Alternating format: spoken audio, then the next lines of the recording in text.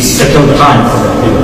إِنَّ الصَّلَاةَ كَانَتْ عَلَى الْمُؤْمِنِينَ كِتَابًا مَوْقُوتًا. You have to establish prayer in your home, especially men who offer the prayer in us. As Allah said, who does that? Those people. Unanimously, you have to come to the mosque and you have to celebrate your prayer in the congregation, in the masjid. And who doesn't offer the prayer with other believers, his prayer only accepted there. If he has Shari'i any cause, then I will accept it. He is civilian, he is traveling, he has some problem in his house, his ways are safe.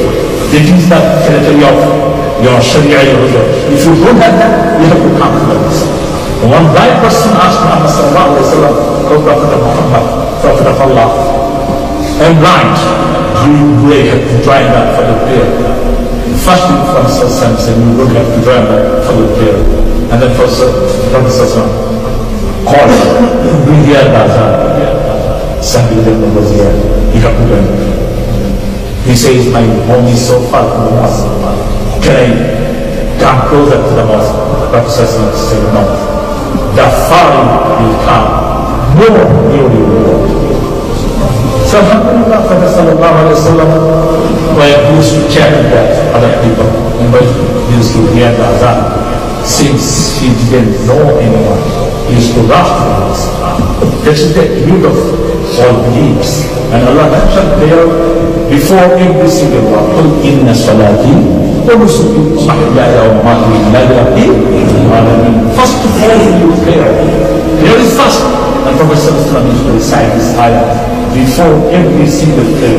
Soon after Takbir al-Tahriba, he used to say, إِنِّي وَجَّهَتُ وَجْهِيَ لِلَّهِ فَطَرَ السَّمَاوَاتِ وَالْأَرْضِ حَنِيفًا.